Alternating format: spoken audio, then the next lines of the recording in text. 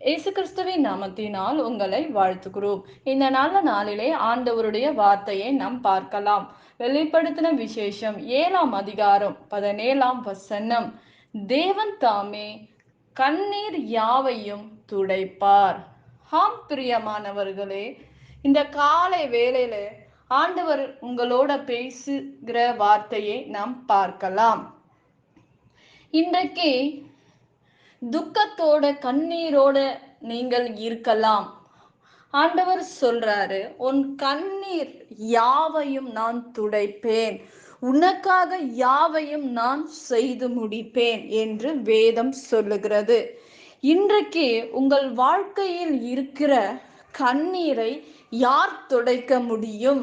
எந்த மனிதர்கள் உங்கள் கண்ணீரை காண முடியும் என்று நீங்கள் எண்ணலாம். ஆண்டவர் என் கண்ணீரை பார்க்கல, என் வேதனையை அறியல, எனக்கு உதவி செய்யல அப்படின்னு நீங்க நினைக்கலாம், சொல்லலாம். ஆனால் ஆண்டவர் சொல்றாரு, இன்றைக்கு நீங்க யார் என்று எனக்கு தெரியாது, ஆனால் உன் கண்ணீரை நான் துடைப்பேன், உனக்காக யாவையும் நான் செய்து முடிப்பேன் என்று வேதம் சொல்லுகிறது. இன்றைக்கு மனிதர்கள் சொல்லவில்லை, நாங்கள் சொல்லவில்லை, ஆண்டவர் உங்களை பார்த்து சொல்லுகிறார், உன் கண்ணீரை நான் இன்றைக்கு துடைப்பேன். யார் இப்படிப்பட்ட ஒரு வார்த்தையை சொல்ல முடியும்? ஆண்டவருடைய வார்த்தையில் வல்லமை உண்டு, ஆண்டவருடைய வார்த்தையில் விடுதலை உண்டு என்று நாம் பார்க்கிறோம். பிரியமானவர்களே, இன்றைக்கு உங்களுடைய வாழ்க்கையில் கண்ணீரோட இருக்கீங்களா? வேதனையோடு இருக்கீங்களா? ஆண்டவரால முடியாதது ஒன்றுமே இல்லைங்க. இன்றைக்கு சோர்வோடு துக்கத்தோடு நீங்கள் இருக்கலாம், காணப்படலாம். கர்த்தர் உங்கள் நடுவில் வந்து உங்களை ஆசீர்வதிப்பார். அவர் உங்களை விடுவிக்கிறவர். அவர் உங்களை விடுதலையாக்க இந்த உலகத்தில் வந்தார். உன் அழுகையின் சத்தத்தை ஆண்டவர் கேட்டிருக்கிறார். உன் கண்ணீரை யாவையும் அவர் துடைப்பார். உன் அழுகையின் சத்தத்தை தேவன் கேட்டபடினால் உங்களை விடுதலையாக்க ஆண்டவர் வந்திருக்கிறார். உங்களுக்காக யாவையும் செய்து முடித்து உங்கள் நடுவில் இறங்கி அற்புதங்களை செய்வார் என்று வேதம் சொல்லுகிறது. பிரியமானவர்களே, இன்றைக்கு நீங்கள் கண்ணீரோட இருக்கலாம்.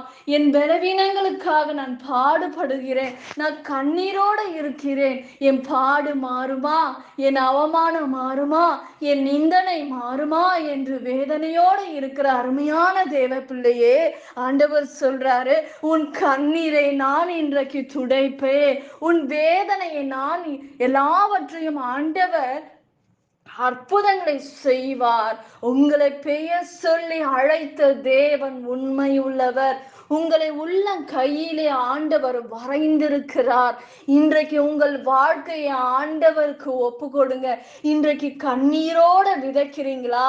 நீங்க கம்பீரமாக அறுப்பீங்க என்று வேதம் சொல்லுகிறது. அருமையான தேவ பிள்ளையே, உன் வாழ்க்கையை ஆண்டவர் மாற்றுவார். நீ விசுவாசிக்கும் போது, நீ நம்பிக்கை வைக்கும் போது உன் அழுகையின் சத்தத்தை ஆண்டவர் கேட்டிருக்கிறார். நீ துக்கத்தோட எத்தனை ஆண்டுகளாக நீ கண்ணீர் வடித்திருக்கலாம்.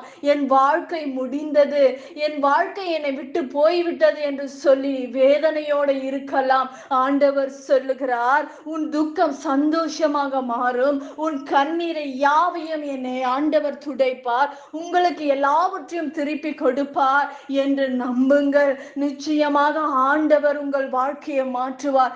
யாராலும் உங்களுடைய வாழ்க்கையை மாற்ற முடியாது, உன் படுக்கையை மாற்ற முடியாது, உன் கண்ணீரை மாற்ற முடியாது, எந்த மனுஷனால் மாற்ற முடியாது.